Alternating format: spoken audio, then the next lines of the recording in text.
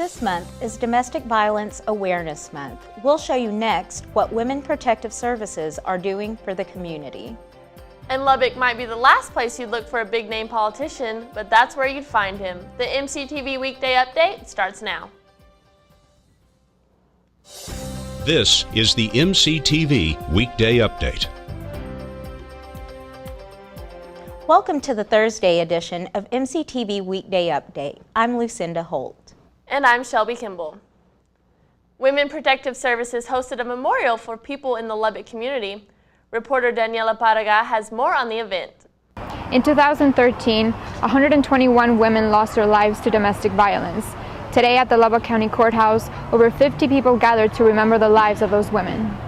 Mary Rochelle, 67, Bexar County. Cecilia Stego, 50, Bexar County. Women's Protective Services held a candlelight vigil to honor the lives of those women who fell victim to domestic abuse. Victims who survived their abusers spoke at the vigil, shared their story, and encouraged other people to always report any type of abuse. Chip and Alice Combs lost their 24-year-old daughter, Holly, on the night of October 11th. She was reportedly stabbed in the neck by her husband of less than a year after the two got in a fight at a bar in Amarillo. Both said they were not aware of any violence in their daughter's relationship and want to encourage other women to get out of any abusive relationship. Don't let it keep going because they'll say they're going to change, they're going to change. It doesn't change. 1 week, 1 month doesn't change the person. You've got to get out. You've got to reach to your family and get out. Stephen Garcia, coordinator of Community Education and Outreach Services for Women's Protective Services of Lubbock, said educating the public is how we can create more awareness, especially among the youth. Helping those offenders, of course helping the victims, and reaching the children, the kids. We really need to educate them so they know better when they get older, when they start dating. Mr. and Mrs. Combs say their mission in life is to spread the word, create awareness, and get a law passed in Holly's name. We also are wanting to get a law passed, the Holly Law, where in a domestic violence, that as soon as the abuser has been convicted or even anything, they are no longer associated with that person, married or not. Garcia said anyone can get help by calling the WPS hotline or visiting the website www.wpslubbock.org. For MCTV, I'm Daniela Paraga. Looking for a way to shop without breaking the bank? I found it. The Goodwill store on Marcia Sharp Freeway, where most of the donors and buyers are tech students. Helping students in the community, that's Goodwill's mission. With their new location at 2121 Marcia Sharp Freeway, they're looking to attract just that. CEO Robin Rainey has been with Goodwill for about 6 months and is excited to work with the Texas Tech community. This is the perfect location for us, and we were very inspired in May when we partnered with Texas Tech University. As the students moved out of the dorms, Texas Tech allowed us to have donation trucks or donation sites at every dorm. We picked up 20 tons of donated goods from Texas Tech students in May, and many of those goods are here in our store, which we're calling the University Store. We caught up with 24-year-old senior Sydney Cox, who was shopping for her Halloween costume. While this was her first time at the new location, she said the convenience of it made it easy for her and her boyfriend to walk over and check it out. I mean, you can't just go into a normal store and find like these kind of clothes anymore.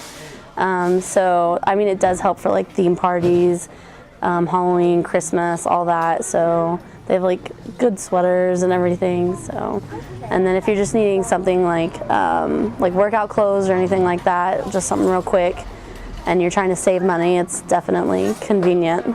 For Cox, shopping at Goodwill is not only a great way to save money, but it's also a good way to clean out your closet. I also like that you can donate your clothes too. I do think it's cool that tech students are donating and giving back in that kind of way, I guess. Helping the community and students by putting money back into your wallet and recycling your wardrobe. For MCTV, this is Lucinda Holt. We all know parking on campus is scarce, so a lot of us rely heavily on our bikes for transportation. That means taking care of your bike can be pretty important. That just got easier on campus. Tech Transportation and Parking Services installed Fix-It bike repair stations outside 7 of the dorms, the rec, the sub, and the electrical engineering building. They include tools to help fix flats, brakes, and chains. Students we talked to were all for quick fix stops. In grad school, it's pretty strict because I started that week with a 70 on that exam because I was a little bit late to class because I got a flat tire along the way, and I had to come all the way back here to repair it. Biking to school saves you money on gas, so next time you have a flat tire, fear not, because you'll be able to fix it free on campus. A couple of organizations in East Lubbock teamed up to help some of our neighbors in need. As reporter Jason Pearson shows us, they got a lot of potential helpers all under one roof for a day. On Saturday, the East Lubbock Promise neighborhood, in partnership with the East Lubbock Community Alliance, held a vendor fair at the Bridge of Lubbock. With many services and programs available to East Lubbock residents, I asked the director of the event, Tina Gonzalez, what were the benefits for the businesses attending this fair. This is a kind of a starting event, a meet and greet, so that we can bring all of the, or a lot of the organizations within Lubbock that are already providing these services into East Lubbock community so that they can meet the community, and the community can gather information and hopefully set up a one-stop shop kind of location here at the Bridge of Lubbock. I also interviewed Sharon Brown, a community resident who attended the fair, and asked her what she thought about all the vendors that were here to offer their services to their community. This is shocking, but it's great. It's wonderful, because we did not know that we had many people out here that reach out and help us and let us give us more information about our, things we need help on out here. There's people out there that's willing to help. We're willing to take that opportunity. For MCTV, I'm Jason Pearson. The College of Media and Communication Career Fair was a great way for students to find out what they need to make it outside of college. It was also a good opportunity for students needing an internship or to check out future opportunities. The career fair was at the McKenzie Market Alumni Center October 9th. More than 340 students were able to visit with 32 potential employers. Elisa Ross, director of the Career Center, said being able to get your name into the professional world is important. Interact and network and kind of hone their ability to sell themselves in a professional setting is a really important aspect of the career fair. So it also gives our students a chance to kind of think outside of the box and see all of these career possibilities. It doesn't have to just have the name of their major in the company, and so we like to encourage this professional and student interaction to help prepare our students to be successful in their chosen career fields when they leave here. This year's fair had organizations from all over the state of Texas. The number of students in just the first 2 hours surpassed the entire number that went last year. The Texas Tech Alumni Association recently hosted a graduation fair in the Barnes & Noble on campus. It was a change of location from last year's grad fair. Students were able to order caps and gowns, rings, announcements, yearbooks, and even have their official portrait taken at the event. Monica Cowie has worked at Barnes & Noble on campus for 3 years and says it is a great place for the fair. Having the fair in the bookstore, they can come in, they can grab a coffee, they can grab a snack, and then they can also pick up, invitations, rings, and so on. So just kind of a one-stop shop. And the new location was a hit. Many more students stopped in this time than in previous spring semesters, and unlike in previous years, students could take their cap and gown home with them on the spot. One familiar-sounding Texas politician hit Broadway last week for his campaign trail across West Texas. George P. Bush, the Republican candidate, is running for Texas Land Commissioner against John Cook. The event was held at Crickett's, and there was food, games, and even a special guest, Texas country singer Aaron Watson. Although a little politics were involved, the message was clear. Young people actually do care about political issues. Students are ready. A lot of people write them off as not caring about the rest of the world, but college students care, and they're going to register and they're going to vote. Early voting opened up Monday, and you can vote right on campus in the rec. Election day is Tuesday, November 4th. The gay marriage debate has really ramped up since the Supreme Court decided not to take up the issue a couple of weeks ago. Reporter Janet Moreno spoke with some students to see what the tech community thinks of the current legal situation. Last week, the Supreme Court rejected appeals that banned gay marriage. While this decision upped the number of states allowing gay marriage, it still leaves the issue unresolved at the national level. Even so, Tech's president of the Gay Straight Alliance, Katie Miller, said she'll gladly take the ruling. Well, I feel it is a negative that they put it on hold when they had such an opportunity to just be like, yes, it is okay. Strike down all the anti-marriage in all the states and kind of bring it up as a national issue where we don't have to go by state by state by state, just slowly getting it equal in all of the rights. But I also feel that it was better than declining it. Anything was better than just than upholding the states that have declined same-sex marriage. So I consider it a small victory, even though it could have been better. There are currently 27 gay marriage-friendly states, the most recent being Alaska. Tech student Colin Potter said the Supreme Court decision hit home for many members of the tech community. For a few LGBT professors that I know of on campus who were really excited about that ruling, and it was disappointing to know that it's still being tabled, and that after the language that one of the justices used saying, I think the nation is ready for this, it was a letdown, you know.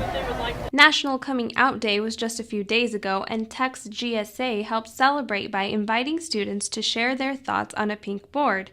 Senior Brian Guzman said he supports the LGBT community and remains optimistic on the recent rulings. I still think it's going to take a little bit of time because there's still conservative states that are still against it. But eventually, in my opinion, within the next 5 or 10 years, it's going to be legalized nationwide. No one's going to be a problem with it. I mean, in all reality, there's not really a problem with it because they're just doing what makes them human. They're being happy. So.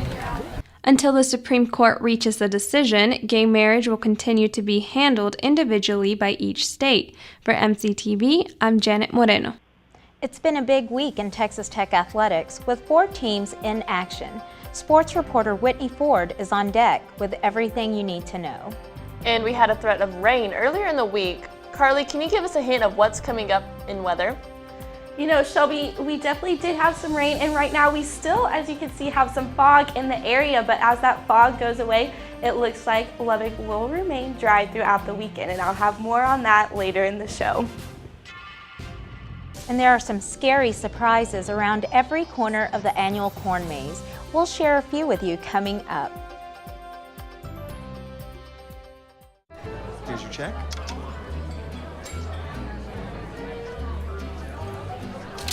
Oh, you got it. You know, since I got rid of my car, I really enjoy walking. Okay. God, no. Getting pulled over for buzz driving could cost you around $10,000 in fines, legal fees, and increased insurance rates. Oh, you're home early. You live with your mom? That'll set your game back a few years. Buzzed, busted, and broke. Because buzz driving is drunk driving.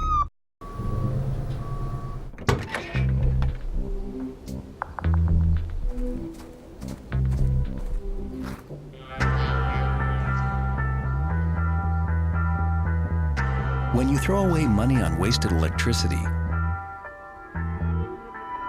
you're throwing away everything you could have bought with it. Saving energy saves you money. Learn more at energysavers.gov.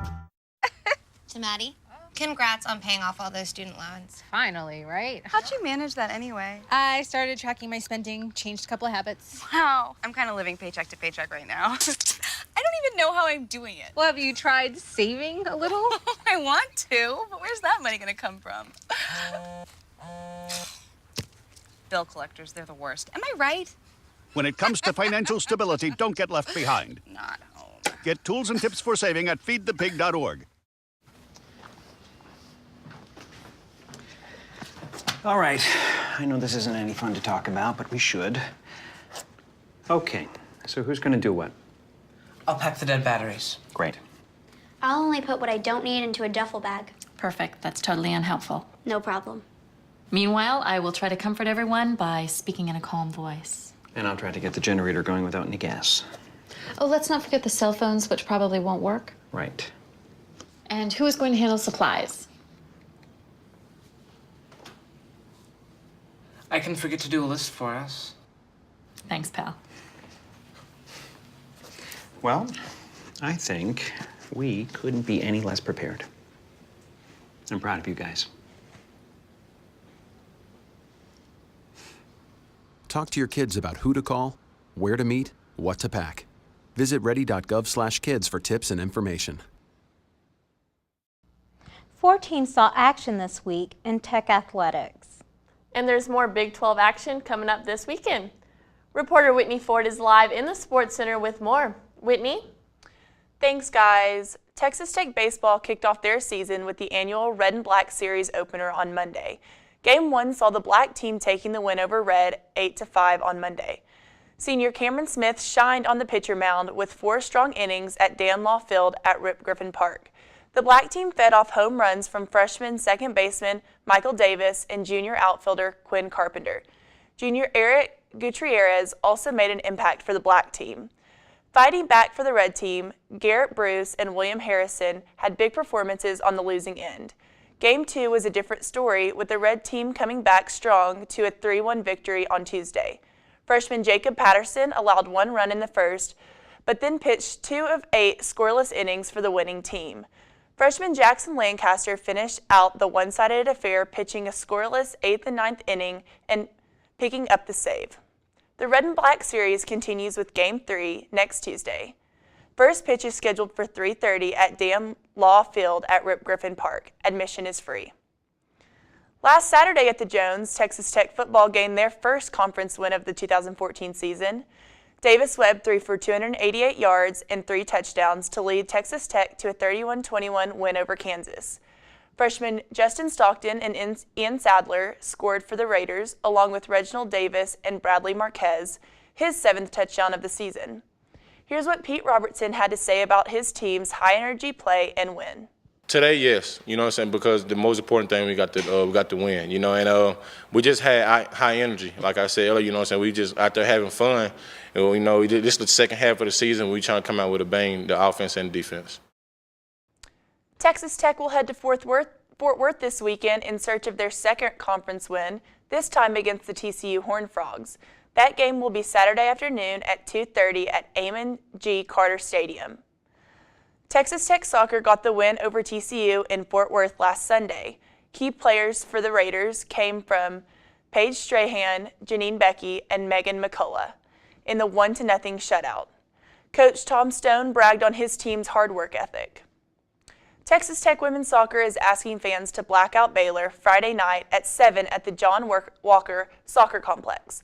All fans are encouraged to wear black as the Red Raiders open an important weekend at home on what will be Senior Day. Tech will honor its 5 seniors: Jaylene Hinkle, Erin Einman, Bridget Jenkins, Alex Romanetti, and Paige Strahan. Texas Tech volleyball beat the Iowa State Cyclones for the program's first time since 2006. The thrilling 5-set win was led by junior Jenna Allen in her double-double, recording 17 kills along with 13 digs. Texas Tech middles got in on the action while Micaiah Mills recorded 13 kills and Lauren Douglas had 9 kills for the Raiders. Holding up on the defensive side was Tech's standout senior Rachel Brummett, who turned in 25 digs, and setter Marguerite Grubb, who dished out 49 assists. Fans were on their feet most of the time as they crowded the United Supermarkets arena. And Tech volleyball travels to Lawrence, Kansas to play Kansas University this Saturday at 1. That's it for sports. Reckham, back to you guys. Thanks, Whitney. Yeah, Lucinda, I really hope the weather behaves for that TCU game. Weather specialist Carly Smith joins us with a look. And if you think it's too much work to carve up one pumpkin, you've got to stick around for this. We're back in after the break.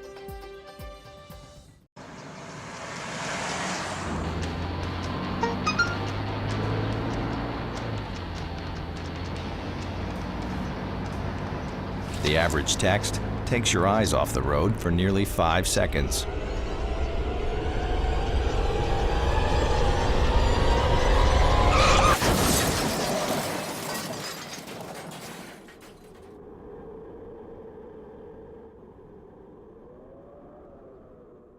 Up, college is hard. Down, those books are heavy. My sport is football, but my passion is education.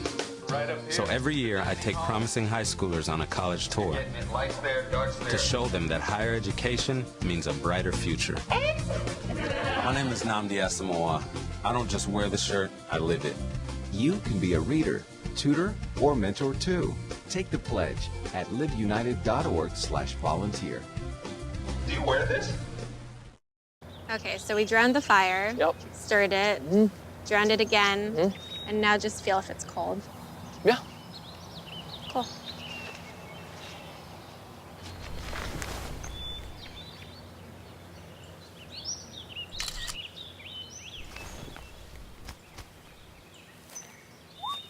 Smokey just gave me a bear hug. I know. I already posted it.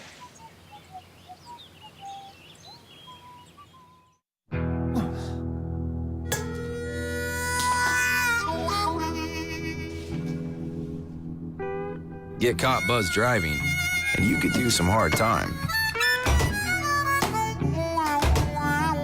Craig, knock it off. Sorry, Mom. It could cost you around $10,000 in fines, legal fees, and increased insurance rates. And that could set you back a few years. Buzzed, busted, and broke. Because buzz driving is drunk driving. So Lucinda, the question is, how do we dress for the weekend weather? Well, that partly depends on where you'll be, Lubbock or Fort Worth.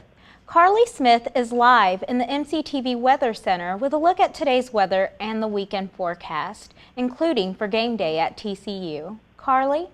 Thanks, Lucinda. I will definitely have your game day forecast, but we will talk about that a little bit later. As far as what to wear this weekend, it does look like our low temperatures will be very cool and our highs will be in the 80s, so you might want to bring back out those summer clothes. Temperatures tonight will fall into the 50s with mostly clear skies, and it will feel quite cool. Winds will be south 5 to 10 miles per hour. As we take a look at area lows, you'll see that for the most part, everyone is in the 50s with Post a little bit warmer at 58, with Friona in the 40s. And so as we take a look at highs for tomorrow, Lubbock will be 84, with Friona 83, and Morton also at 83. Lubbock, that temperature will be warm because it will be nice and sunny. Winds will be west 5 to 10 miles per hour. Now, why is our temperature going to be so hot right now? Well, that is because there is this high pressure, upper high pressure system, and that is causing the warmer weather to move into our area, making Lubbock in the 80s. And so it will be nice and sunny, and that will make our temperatures warm. So as we take a look at our 3-day forecast, you'll see that we will be in the 80s all 3 days with lows in the 50s. Saturday will be 86 here in Lubbock, and then Sunday will be even warmer at 83 degrees. All days will be nice and sunny, and it will feel kind of like summer. So maybe if a pool is open, you might want to check that out. As far as your game day forecast goes in TCU, their weather is basically like ours. Highs kickoff will be 89, and that will be about the high, and then by the fourth quarter, it will be 85. That game does start at 2:30, and so it will be sunny throughout the game. Winds will be southwest 5 to 10 miles per hour. So hopefully the weather doesn't affect the game and the Red Raiders can pull out that win. Back to you guys. Thanks, Carly. Lucinda, it doesn't quite feel like fall outside yet. No, but it's coming, along with some Halloween fun. If you want to get out of the classroom for some fresh air this fall, there's a festive field outside of Lubbock that's just the place. It's called Addledew Farms. They have a corn maze 3/4 of a mile west of Frankfort Avenue on FM 1294. It's family owned and operated and has been around for 14 years. Owners Patty and James Simpson say it brings out thousands of people each week and includes a hayride, picking pumpkins, wandering through the corn maze, and even a petting zoo. It just gets people out of town and back on the farm, slows them down a little bit. This year's maze is a logo designed by their son, a Texas Tech art student. There's also a fairy tale trail for children where they walk through and read storyboards. It's closed on Mondays, open 6 to 9 on weekdays, from 10 a.m. to 9 p.m. on Saturdays, and 2 to 9 on Sundays. Admission is $10, but you get $2 off with a college ID. And hey, if you're a fan of jack-o'-lanterns, you have to see this next story. Yeah, reporter Cody Imke went out to the 6th annual Pumpkin Trail, where he saw thousands of Halloween carvings. Halloween is just around the corner, and for many families in Lubbock, they started out their festivities by coming out to the 6th annual Pumpkin Trail. Over the weekend, families walked through the Lubbock Memorial Arboretum in Clapp Park to check out all the different pumpkins that were placed along the sidewalks. Montrell Cartwright is a retail management major from Fort Worth who works for Affordable Self-Storage, a local company that had a display on the pumpkin trail. He said it only took the company a few days to design and build their pumpkin display. It took about, for what I know, it took about 3 days to put up. But when I came here, it just took us about 15 minutes to get everything set up. All just a small detail. Melanie Poling was at the pumpkin trail with her children, Magnolia and Jonas. She said they had been going to the pumpkin trail since it began in 2008. But a few years ago, they decided they wanted to do more. This is our 6th year to come out to the trail and our 3rd year volunteering out here. We help with our church. We carve 21 pumpkins, and it's a family event, so the families come out and we have a big pumpkin carving party. And then we bring the pumpkins out here and set them up, and we have a little booth. So this year we did a Cat in the Hat theme, and we have Cat in the Hat books and pumpkins. Even though it was the first day of the pumpkin trail, Magnolia Poling already had her favorite pumpkin picked out. My favorite is the watermelon, and it's, what does it say? What did it say?